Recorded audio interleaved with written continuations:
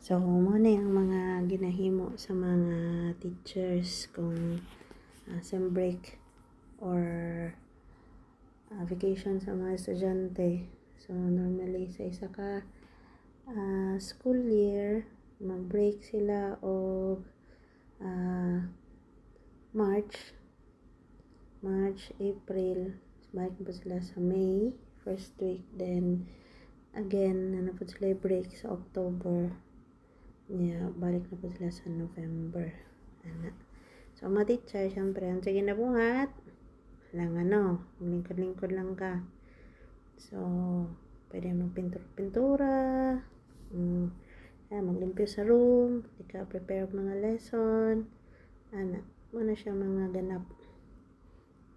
Kaya, maghimo na mo og mga preparations para sa opening na pod. Limpyo. So, karon kami pintura.